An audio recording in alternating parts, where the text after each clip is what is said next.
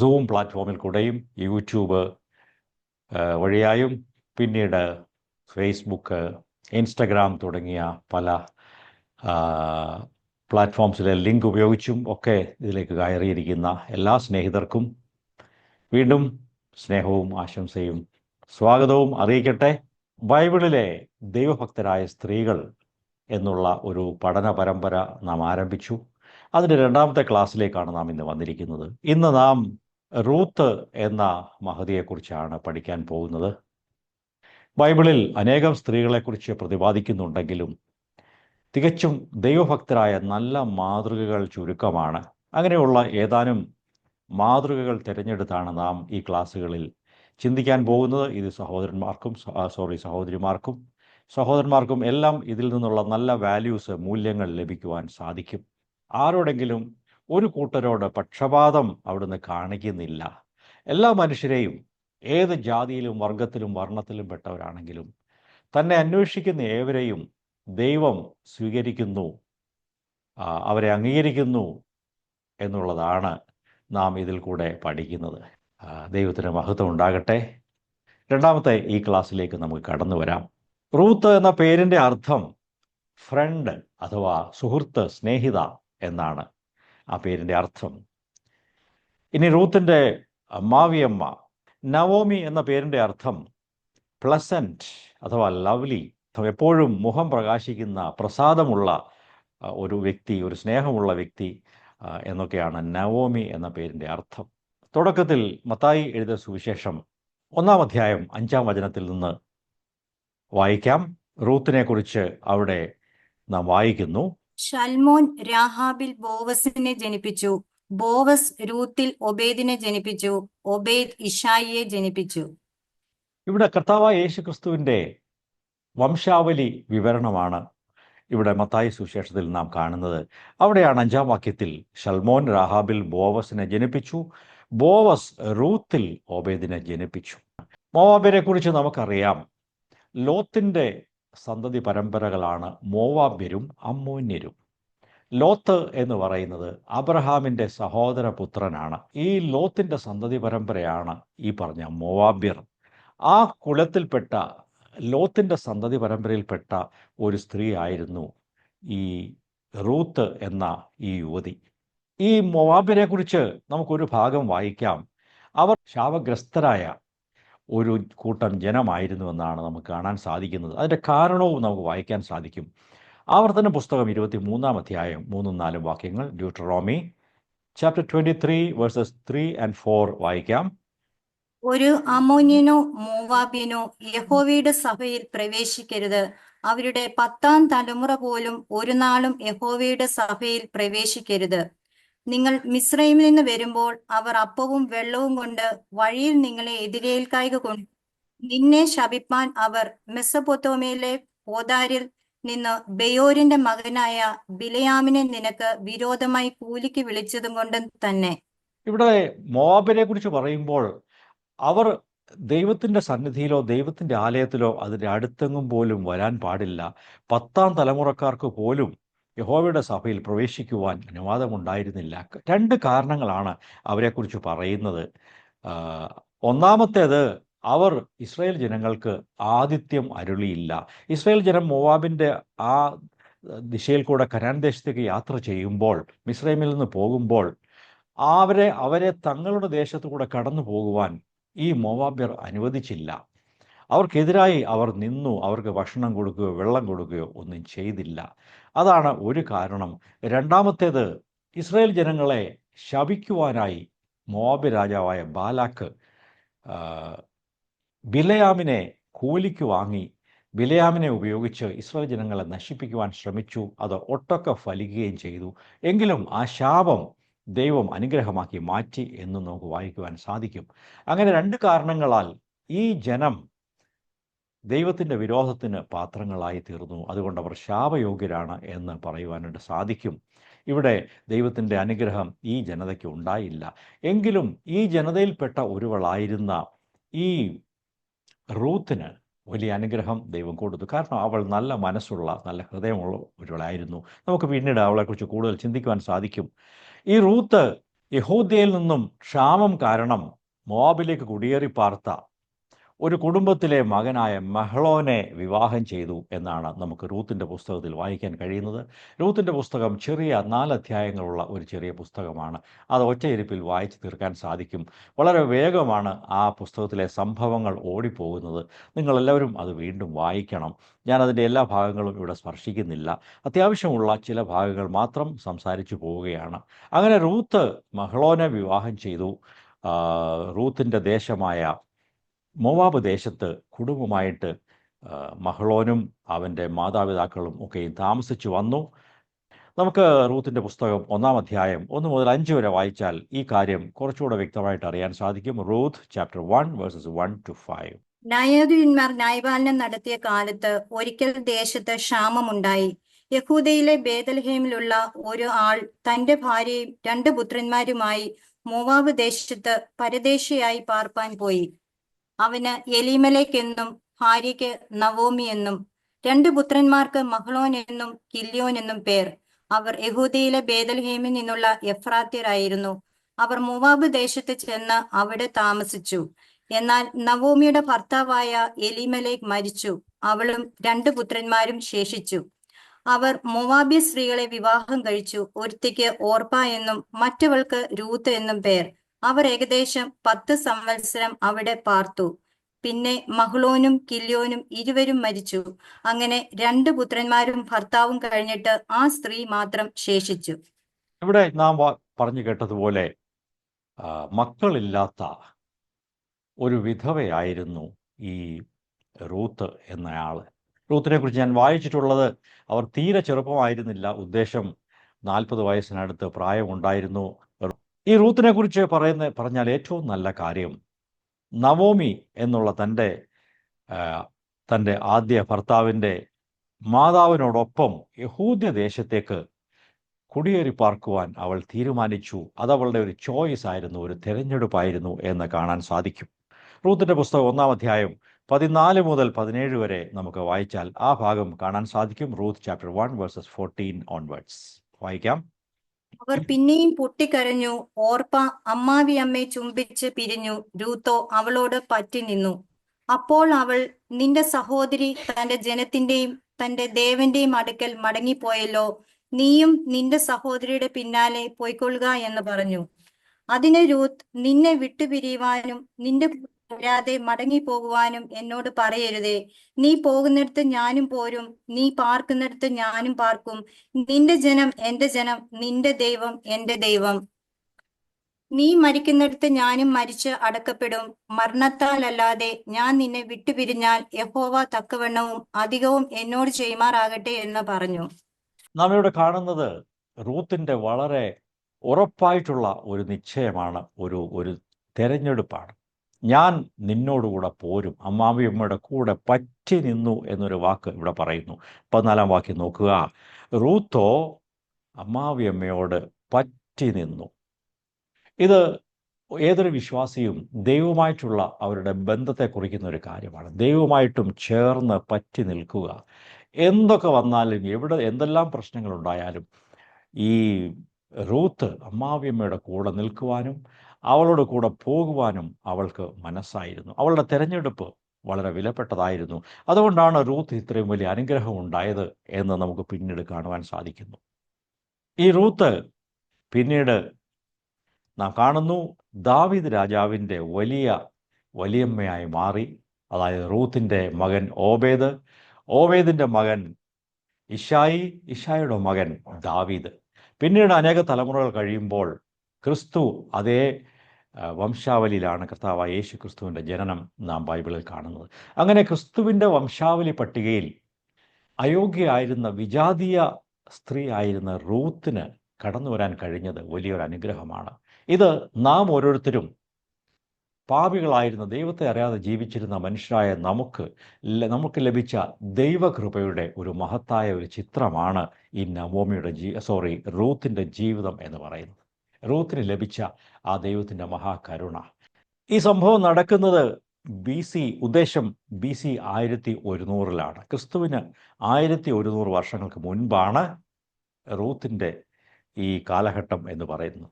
അന്ന് ഇസ്രായേൽ ദേശത്ത് രാജാക്കന്മാർ ഉണ്ടായിരുന്നില്ല. ന്യായാധിപന്മാർ ദേശത്ത് ഭരിക്കുമ്പോൾ അത് നമുക്ക് ഈ പുസ്തകത്തിൻ്റെ 1-ാം അധ്യായം 1-ാം വാക്യത്തിൽ കാണാൻ സാധിക്കും. ദേശത്ത് രാജാക്കന്മാർ ഉണ്ടായിരുന്നില്ല. ഓരോരുത്തരും സ്വന്തം ഇഷ്ടം പോലെയൊക്കെ ജീവിച്ചു വന്നു. എന്നാൽ ദൈവം ഇടയ്ക്കിടയ്ക്ക് ചില ന്യായാധിപന്മാരെ എഴുന്നേൽപ്പിച്ചു. അവരാണ് ദേശത്തെ പരിപാലിച്ച് ശത്രുക്കളിൽ നിന്നും ജനങ്ങളെ വിടുവിച്ചു കൊണ്ടുവന്നത്. ഇസ്രായേൽ ദേശത്ത് ദൈവം കൊടുത്ത നിയമങ്ങളിൽ നല്ല ചില നിയമങ്ങളും ഉണ്ടായിരുന്നു. അത് റൂത്തിൻ്റെ ഈ സംഭവത്തിൽ അത് പ്രത്യേകം എടുത്തു പറയേണ്ട ആവശ്യമുണ്ട്. സമൂഹത്തിലെ പാവപ്പെട്ട പാർശ്വവൽക്കരിക്കപ്പെട്ട ഒന്നുമില്ലാത്ത ആളുകൾക്കും അവിടെ ജീവിച്ചു പോകാനുള്ള ഒരു മാർഗം ദൈവം കരുതിയിരുന്നു. അങ്ങനെ മോശയുടെ ന്യായപ്രമാണത്തിൽ അത് പറഞ്ഞിട്ടുണ്ട്. നിങ്ങളുടെ നിങ്ങൾ വയൽ കൊയ്യുമ്പോൾ നിങ്ങൾ 100% കൊയ്തെടുക്കരുത്. വയലിൻ്റെ അരികത്തുള്ള വിളവൊക്കെയും നിങ്ങൾ കൊയ്യാതെ വെറുതെ വിടണം.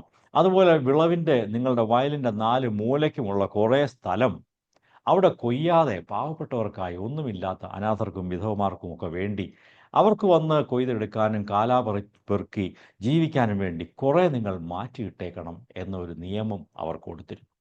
അത് ഈ കാലത്തും നാം ഒക്കെയും സ്വീകരിക്കേണ്ട ഒരു കാര്യമാണ്. ദൈവം നൽകിയ എല്ലാ നന്മകളും നാം തന്നെ മുഴുവനും അത് എടുത്ത് ഉപയോഗിക്കാതെ ആവശ്യത്തിലിരിക്കുന്നവർക്ക് കൊടുക്കുവാനും പാവപ്പെട്ടവരെ സഹായിക്കുവാനും ഒക്കെ ഒരു ഭാഗം മാറ്റിവെക്കേണ്ടത് ഏറ്റവും ആവശ്യമാണ്. നാം സ്വാർത്ഥന്മാരാകരുത് എന്ന് ചുരുക്കം.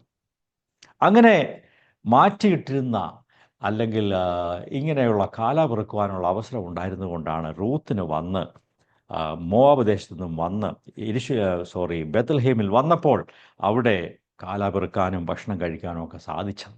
റൂത്തിനെ കുറിച്ച് ഇങ്ങനെ പറയാം, one of the most godly woman of the ബൈബിളിൽ നാം കാണുന്ന സ്ത്രീകളിൽ വെച്ച് ഏറ്റവും അധികം ദൈവഭക്തയായിരുന്ന സ്ത്രീകളിൽ ഒരാളായിരുന്നു റൂത്ത് എന്ന് വേണമെങ്കിൽ പറയാം. ഏതാണ്ട് നാം കർത്താവിൻ്റെ അമ്മയായിരുന്ന മറിയെക്കുറിച്ചൊക്കെ കാണുന്നത് പോലെ നെഗറ്റീവായിരിക്കുന്ന ദോഷകരമായ കാര്യങ്ങൾ ഒന്നും ഈ റൂത്തിനെക്കുറിച്ചോ അല്ലെങ്കിൽ മറിയെക്കുറിച്ചോ ബൈബിളിൽ രേഖപ്പെടുത്തിയിട്ടില്ല. അവരെല്ലാവരും എല്ലാം പെർഫെക്റ്റ് ആയിരുന്നു എന്നല്ല ഞാൻ പറയുന്നത്. എങ്കിലും ദൈവം കാര്യങ്ങൾ റെക്കോർഡ് ചെയ്തപ്പോൾ അവരെക്കുറിച്ച് നല്ലത് മാത്രമേ പറയാനുണ്ടായിരുന്നുള്ളൂ. ദൈവമക്കളെ, നമ്മുടെ ജീവിതങ്ങൾ എങ്ങനെ ഇരിക്കുന്നു? ദൈവം നമ്മെ വിലയിരുത്തുമ്പോൾ നമ്മെ ആ രീതിയിൽ നല്ല മനസ്സുള്ളവരായി നല്ല ജീവിതമുള്ളവരായി കാണുമോ? ഈ റൂത്തിൻ്റെ ജീവിതത്തിൻ്റെ ചില സ്വഭാവ സവിശേഷതകളാണ് ഇനിയും നാം ചിന്തിക്കാൻ പോകുന്നത്. Some characteristics, some positive things of her life. പുതിയ നിയമത്തിൽ ഒരിടത്ത് മാത്രമേ റൂത്തിൻ്റെ പേര് വരുന്നുള്ളൂ. അത് മത്തായി 1-ാം അധ്യായം 5-ാം വചനത്തിൽ നാം വായിച്ച് കഴിഞ്ഞു. ബാക്കി റൂത്തിനെക്കുറിച്ച് പറയുന്നതൊക്കെയും റൂത്തിൻ്റെ പുസ്തകത്തിലാണ് ഉള്ളത്. എന്നാൽ നമുക്കെല്ലാവർക്കും അനുകരിക്കുവാൻ കൊള്ളാവുന്ന അനേകം നല്ല സ്വഭാവങ്ങൾ റൂത്തിനുള്ള ജീവിതത്തിൽ ഉണ്ടായിരുന്നു. ഒന്നാമത്തെ കാര്യം നാം ചിന്തിച്ചാൽ അത് മാതാപിതാക്കളോടുള്ള ഈ റൂത്തിൻ്റെ സ്നേഹവും ആ അടുത്ത ബന്ധവും വിട്ടുപിരിയാതെ നിൽക്കുവാനുള്ള ആ മനോഭാവവും ആ പവിത്രതയും ഒക്കെ ഈ റൂത്തിൻ്റെ ജീവിതത്തെ വളരെ ഉയർന്ന തലത്തിലേക്ക് കൊണ്ടുവരുന്നു എന്ന് കാണാൻ സാധിക്കും. നമുക്ക് ചില വചനങ്ങൾ റൂത്തിൻ്റെ പുസ്തകത്തിൽ നിന്ന് വായിക്കാം. റൂത്തിൻ്റെ പുസ്തകം 1-ാം അധ്യായം 16-ഉം 17-ഉം വാക്യങ്ങൾ നാം വായിച്ചു കേട്ടല്ലോ. 16-ാം വാക്യം ഇങ്ങനെ വായിക്കുന്നു: അതിന് റൂത്ത്, നിന്നെ വിട്ടുപിരിയുവാനും നിന്റെ കൂടെ വരാതെ മടങ്ങിപ്പോകാനും എന്നോട് പറയരുതേ. നീ പോകുന്നിടത്ത് ഞാനും പോരും, നീ പാർക്കുന്നിടത്ത് ഞാനും പാർക്കും. നിന്റെ ജനം എൻ്റെ ജനം, നിന്റെ ദൈവം എൻ്റെ ദൈവം. റൂത്ത് അമ്മാവിയമ്മയോട് പറ്റി നിന്നു എന്ന് കാണാൻ സാധിക്കും. എന്നാൽ ഇവിടെ അമ്മാവിയമ്മയെക്കുറിച്ചും നല്ല കാര്യങ്ങൾ പറയാതിരിക്കുവാൻ നിവൃത്തിയില്ല. ഈ അമ്മാവിയമ്മയിൽ, ഈ നവോമിയിൽ റൂത്ത് കണ്ട യഹോവയുടെ ഭക്തിയും ജീവിതവും വളരെ ഉന്നതമായിരുന്നു. തൻ്റെ ദേശത്ത് ഉള്ള മറ്റ് മുതിർന്ന സ്ത്രീകളിലൊന്നും കാണാൻ കഴിയാത്ത ഒരു ദൈവഭക്തിയും ദൈവസ്നേഹവും ഈ റൂത്തിന്, വിജാതീയ സ്ത്രീയായിരുന്ന ഈ റൂത്തിന് തൻ്റെ അമ്മാവിയമ്മയിൽ കാണാൻ കഴിഞ്ഞു. ആ അമ്മാവിയമ്മയുടെ, നവോമിയുടെ ജീവിതം വളരെ ഉയർന്ന തലത്തിലുള്ള ഒരു സാക്ഷ്യമായിരുന്നു എന്ന് പറയാൻ സാധിക്കും. നിങ്ങളും നമ്മുടെ ഭവനത്തിൽ ഒരു നല്ല സാക്ഷ്യമാണോ? നമ്മുടെ അയൽക്കാർക്ക് അല്ലെങ്കിൽ മരുമക്കൾക്കോ മക്കൾക്കോ ഒക്കെ നാം എങ്ങനെയാണ് അവരുടെ മുമ്പിൽ ഒരു സാക്ഷ്യം കൊടുക്കുന്നത്?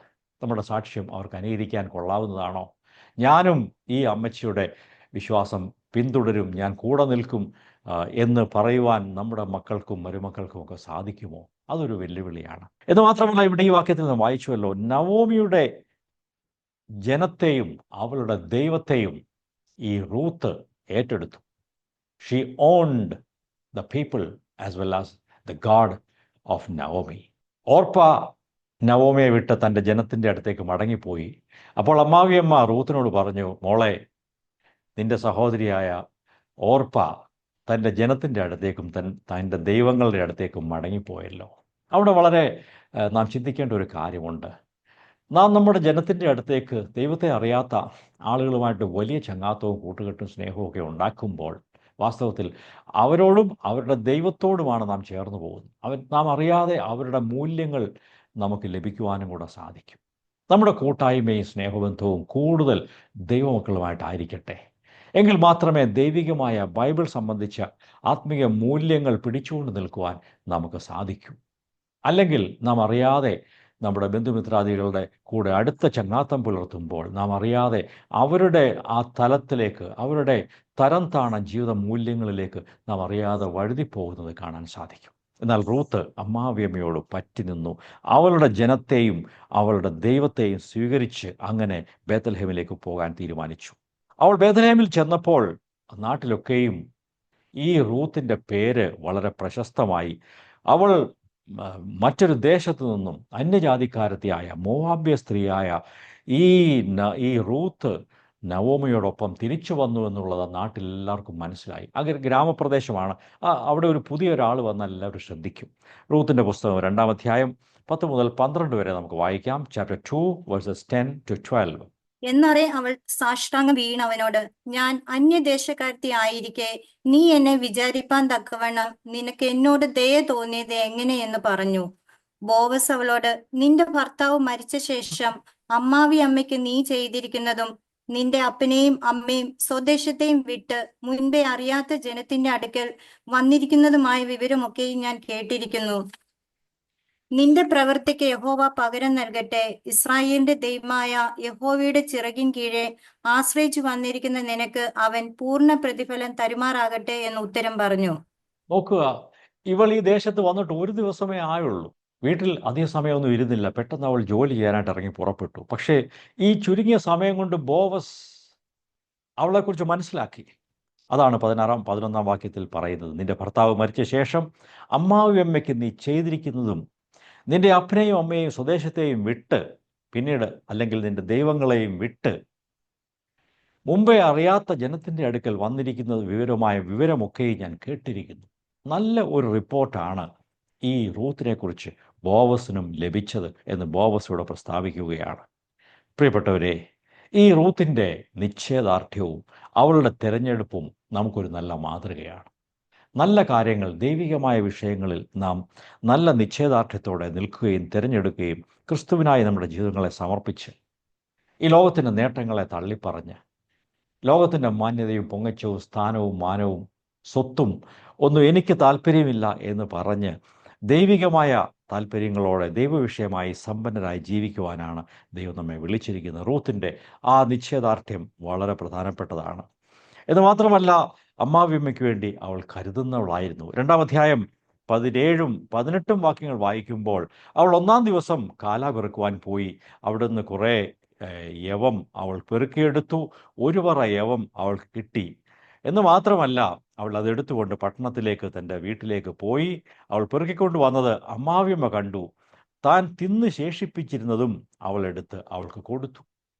ഈ കാലാ പെറുക്കുവാൻ വയലിൽ പോയപ്പോൾ അവിടെ ബോവസിൻ്റെ ആ ഗ്രൂപ്പിൽപ്പെട്ട ആളുകൾ അവൾക്ക് ഭക്ഷിക്കാനായിട്ട് അല്പം അപ്പം കൊടുത്തു. എന്നാൽ അവൾ അത് മുഴുവൻ തിന്ന് തീർക്കാതെ അമ്മാവിയമ്മയെക്കുറിച്ച് അവൾ ഓർത്തു. ഒരല്പം അമ്മാവി അമ്മയ്ക്ക് വേണ്ടി അവൾ കരുതിക്കൊണ്ട് വീട്ടിൽ വന്ന് നവോമിക്ക് കൊടുത്തു. നോക്കുക, ആ മാതാപിതാക്കളോടുള്ള സ്നേഹം, സ്വാർത്ഥതയില്ലാത്ത അവളുടെ സ്നേഹം നമുക്കിവിടെ കാണാൻ സാധിക്കും. ഇത് നാം ഓരോരുത്തരും സ്വീകരിക്കേണ്ട കാര്യമാണ്. അവൾ വളരെ സ്നേഹനിധിയായ ഒരു മകളായിരുന്നു, അല്ലെങ്കിൽ മരുമകളായിരുന്നു എന്ന് കാണാം. ഏതായാലും ചുരുക്കി പറഞ്ഞാൽ, ഈ റൂത്ത് അമ്മാവിയമ്മയെക്കുറിച്ച് കരുതുന്ന സ്നേഹനിധിയായ ഒരു മരുമകളായിരുന്നു എന്ന് ഇവിടെ കാണുവാനായിട്ട് സാധിക്കും. അടുത്ത കാര്യം, ഈ റൂത്ത് വളരെ കഠിനാധ്വാനം ചെയ്യുന്നവളായിരുന്നു.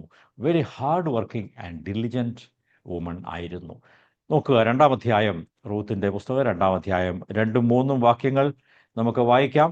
എന്നാൽ മോവാബ്യ സ്ത്രീയായ രൂത്ത് നവോമിയോട്, ഞാൻ വയലിൽ ചെന്ന് എന്നോട് ദയ കാണിക്കുന്നവനെ ആശ്രയിച്ച് കതിർ പെറുക്കട്ടെ എന്ന് ചോദിച്ചു.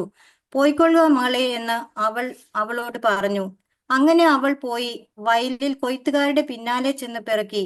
ഭാഗ്യവശാൽ അവൾ എലീമേലെക്കിന്റെ കുടുംബക്കാരനായ ബോവസിനുള്ള വയലിലായിരുന്നു ചെന്നത്. ഇവിടെ നോക്കുക, അവൾ ഒട്ടും വെറുതെ ഇരുന്നില്ല. വന്നതിൻ്റെ പിറ്റേ ദിവസം രാവിലെ ജോലി ചെയ്യാൻ, ഭക്ഷണം കഴിക്കാൻ വേണ്ടി ജോലി ചെയ്യാൻ അവൾ തീരുമാനിച്ചു. ഒരു ജോലിയും ആ, മാന്യതയില്ലാത്തതല്ല. ഇവൾ കാല പെറുക്കുവാൻ, അത് ഏറ്റവും പാവപ്പെട്ടവരും വിധവമാരും ഒന്നുമില്ലാത്തവരുമാണ് കാല പെറുക്കാൻ പോകുന്നത്. അതുകൊണ്ട് ഉപജീവനം കഴിക്കുവാൻ വേണ്ടി അവൾ തീരുമാനിച്ചു. അതിന് ക്ഷയമൊന്നും വിചാരിച്ചില്ല, അവൾ പോയി. എന്നാൽ ഭാഗ്യവശാൽ ബോവസിൻ്റെ വയലിലാണ് ചെന്നുപെട്ടത്. ഈ ഭാഗ്യവശാൽ എന്നുള്ള കാര്യം വളരെ നല്ലൊരു വചനമാണ്. നാമൊക്കെയും ഭാഗ്യവശാൽ കർത്താവായ യേശുക്രിസ്തുവിൻ്റെ വയലിൽ വന്നുപെട്ടവരാണ്. അത് ദൈവകൃപയാണ് സൂചിപ്പിക്കുന്നത്. റോമർ 8-ാം അധ്യായം 28-ാം വാക്യം നമുക്ക് പരിചയമുണ്ടല്ലോ. ദൈവത്തെ സ്നേഹിക്കുന്നവർക്ക് നിർണയപ്രകാരം വിളിക്കപ്പെട്ടവർക്ക് തന്നെ ദൈവം സകലവും നന്മയ്ക്കായി പ്രവർത്തിപ്പിക്കുന്നു. റൂത്തിൻ്റെ കാര്യത്തിൽ ദൈവം എല്ലാം നന്മയ്ക്കായിട്ട് ചെയ്തു എന്ന് കാണാൻ സാധിക്കും. വീണ്ടും നാം 2-ാം അധ്യായത്തിൽ തുടർന്നുള്ള വാക്യങ്ങൾ വായിക്കുമ്പോൾ അവിടെയുള്ള ജോലിക്കാരൊക്കെയും ഇവളെക്കുറിച്ച്, ഇവളുടെ നല്ല എക്സാമ്പിൾ വിശദമായിട്ട് സംസാരിക്കുകയാണ്. റൂത്തിൻ്റെ പുസ്തകം 2-ാം അധ്യായം 6 മുതൽ ഉള്ള ചില വചനങ്ങൾ വായിക്കുമ്പോൾ അവൾ ചോദിച്ചു, 7-ാം വാക്യം, ഞാൻ കൊയ്ത്തുകാരുടെ പിന്നാലെ കറ്റകളുടെ ഇടയിൽ പെറുക്കിക്കൊള്ളട്ടെ എന്ന് അവൾ ചോദിച്ചു. അങ്ങനെ അവൾ കാലത്ത് വന്ന് ഇതുവരെ പെറുക്കിക്കൊണ്ടിരിക്കുന്നു, വീട്ടിൽ അല്പനേരമേ താമസിച്ചുള്ളൂ എന്ന ഉത്തരം പറഞ്ഞു. വളരെ ഹാർഡ് വർക്കിംഗ് ആയ, ഐഡിയലായി വെറുതെ ഇരിക്കാത്ത ഒരു നല്ല സ്ത്രീ ആയിരുന്നു. അതൊരു നല്ല മാതൃകയാണ്. എല്ലാ സഹോദരിമാർക്കും സഹോദരന്മാർക്കും ഇതൊരു നല്ല മാതൃകയാണ്. സദൃശവാക്യങ്ങൾ 31-ാം അധ്യായത്തിൽ ഉത്തമയായ ഭാര്യയെക്കുറിച്ച് പറയുമ്പോൾ അവൾ അധ്വാനിക്കുന്നവളാണ്, വെറുതെ ഇരുന്ന് ഭക്ഷണം കഴിക്കുന്നില്ല, കഠിനമായി അധ്വാനിക്കുന്നവളാണ് എന്ന് നമുക്ക് ഉത്തമയായ സ്ത്രീയെക്കുറിച്ച് സദൃശവാക്യങ്ങൾ 31-ാം അധ്യായത്തിൽ വായിക്കാൻ കഴിയും. നാം ഇപ്പോൾ അതിന് അവിടേക്ക് പോകുന്നില്ല. ഇനിയും റൂത്തിനെ കുറിച്ചുള്ള 3-ാമത്തെ കാര്യം, മാതാപിതാക്കളെ അനുസരിക്കുവാൻ, അല്ലെങ്കിൽ അമ്മാവിയമ്മയെ അനുസരിക്കുവാൻ അവൾ മനസ്സ് വെച്ചു. അത് വളരെ വില കൊടുക്കേണ്ട ഒരു അനുസരണമായിരുന്നു. എങ്കിലും അവൾ അത് അനുസരിച്ചു. നോക്കുക, റൂത്തിൻ്റെ പുസ്തകം 3-ാം അധ്യായം 1 മുതൽ നാം വായിക്കുമ്പോൾ 6-ാം വാക്യം വരെ വായിക്കുമ്പോൾ, ഈ റൂത്തിന് ഒരു കുടുംബം ഉണ്ടാകണം, അവൾക്കൊരു ഭർത്താവിനെ കണ്ടെത്തണം എന്ന് അമ്മാവിയമ്മയായ നവോമിക്ക് വലിയ താല്പര്യം തോന്നി. അപ്പോൾ അവൾ മരുമകളോട് പറഞ്ഞു, നീ ബോവസിൻ്റെ കളത്തിൽ പോകണം, അവിടെ കൊയ്ത് മെതിക്കുന്ന ആ കളത്തിൽ പോയി നീ അവൻ്റെ കാൽക്കൽ പോയി അവിടെ കിടക്കണം എന്നൊക്കെ പറഞ്ഞ് വിട്ടു. അവൾ അതെല്ലാം അനുസരിച്ച് അതുപോലെ ചെയ്തു. അങ്ങനെയാണ് ആ ചരിത്രം നമ്മൾ വായിച്ചാൽ മനസ്സിലാകും. വാസ്തവത്തിൽ ആ സമയത്ത് യഹൂദന്മാരുടെ ആ നാട്ടിൽ ഈ മെതിക്കളത്തിൽ സ്ത്രീകൾ രാത്രിയിൽ പോകുന്നത് വിലക്കപ്പെട്ടിരുന്ന ഒരു കാര്യമാണ്. അതിന് അനുവാദമുണ്ടായിരുന്നില്ല. എന്നാൽ ഈ റൂത്ത് അമ്മാവിയമ്മ പറഞ്ഞതനുസരിച്ച് ഒന്നും ഇടം വല നോക്കാതെ അവൾ അനുസരിച്ച് അതുപോലെ അങ്ങ് ചെയ്തു. പ്രിയപ്പെട്ടവരെ, ദൈവത്തിൻ്റെ കൽപ്പനകളും വചനങ്ങളും അനുസരിക്കുമ്പോൾ എപ്പോഴും അത് നമ്മുടെ റീസണിന്, നമ്മുടെ ബുദ്ധിക്ക് ചേരുന്നതായിരിക്കത്തില്ല. ചിലപ്പോൾ ബുദ്ധിപരമായി നാം ചിന്തിച്ചാൽ അതൊരു മടയത്തരമാണെന്ന് ചിന്തിക്കാം. ഇതൊരു മോശമായ കാര്യമല്ലേ? ഒറ്റയ്ക്ക് ആരും പോകാത്ത ഒരു സ്ഥലത്ത്, ഒറ്റയ്ക്ക് ഒരു പുരുഷൻ മാത്രമുള്ള സ്ഥലത്ത് പോയി മെതിക്കളത്തിൽ പോയി അദ്ദേഹത്തിൻ്റെ കാൽക്കൽ പോയി കിടക്കുക എന്ന് അമ്മാവിയമ്മ പറഞ്ഞു. റൂത്ത് അപ്പാടെ 100% അതനുസരിച്ചു. അതിന് വില കൊടുത്ത് വിശ്വാസത്താലാണ് അവൾ ചെയ്തത്. It was an act of faith. അവളുടെ ഹ്യൂമിലിറ്റിയെയും താഴ്മയും കൂടെ അത് കാണിക്കുന്നുണ്ട്. 4-ാമത്തെ കാര്യം, അവൾ അത്യുത്തമയായ ഒരു സ്ത്രീ ആയിരുന്നു. അവളെക്കുറിച്ച് 3-ാം അധ്യായം 11-ാം വാക്യത്തിൽ എന്താണ് വായിക്കുന്നത്? റൂത്തിൻ്റെ 3-ാം അധ്യായം 11-ാം വാക്യം, ആകയാൽ മകളെ ഭയപ്പെടേണ്ട, നീ ചോദിക്കുന്നതൊക്കെയും ഞാൻ ചെയ്തു തരാം. നീ ഉത്തമ സ്ത്രീ എന്നും എന്റെ ജനമായ പട്ടണക്കാർക്ക് എല്ലാവർക്കും അറിയാം. നോക്കുക, റൂത്തിനെ കുറിച്ച് ബോവസ് പറയുന്നത്, നിന്നെക്കുറിച്ച് കഴിഞ്ഞ ഒരു ദിവസം കൊണ്ട്, ചുരുങ്ങിയ സമയം കൊണ്ട് ഞാൻ പറഞ്ഞു കേട്ടു, നീ വളരെ ഉത്തമയായ ഒരു സ്ത്രീയാണ്. You are an excellent woman. അമ്മാവിയമ്മയോട് ചേർന്ന് നിൽക്കുകയും അമ്മാവിയമ്മയുടെ വിശ്വാസം സ്വീകരിക്കുകയും അമ്മാവിയമ്മയുടെ കൂടെ വരികയും എന്ത് വിലയും കൊടുത്ത് നീ നവോമിയുടെ കൂടെ വന്നിരിക്കുന്നു, നീ ഒരു ഉത്തമ സ്ത്രീയാണ്, അലസയായി വീട്ടിലിരിക്കുന്നവളല്ല, ഹാർഡ് വർക്കിംഗ് ആണ് എന്നൊക്കെയും ഈ ബോവസ് അവളോട് പറയുകയാണ്. എന്നാൽ ബോവസ് ഈ നല്ല കാര്യങ്ങളൊക്കെ പറഞ്ഞപ്പോൾ അതിന് മുമ്പത്തെ അധ്യായത്തിൽ, റൂത്തിൻ്റെ പുസ്തകം 2-ാം അധ്യായം 8 മുതൽ 10 വരെ വായിച്ചു നോക്കാം. അവിടെ പറയുന്നു, ബോവസ് റൂത്തിനോട്, കേട്ടോ മകളെ, പെറുക്കാൻ വേറൊരു വയലിൽ പോകണ്ട, ഇവിടം വിട്ടു പോകണ്ട, എൻ്റെ ബാല്യക്കാരികളോട് ചേർന്ന് പെറുക്കിക്കൊള്ളുക. 9-ാം വാക്യം, അവർ കൊയ്യുന്ന നിലത്തിന്മേൽ ദൃഷ്ടി വെച്ച് അവരുടെ പിന്നാലെ പോയിക്കൊള്ളുക, ബാല്യക്കാർ നിന്നെ തുടരുത് എന്ന് ഞാൻ കൽപ്പിച്ചിട്ടുണ്ട്. നിനക്ക് ദാഹിക്കുമ്പോൾ പാത്രങ്ങൾക്കരികെ ചെന്ന് ബാല്യക്കാർ കോരി വെച്ചതിൽ നിന്ന് കുടിച്ചുകൊള്ളുക എന്ന് പറഞ്ഞു.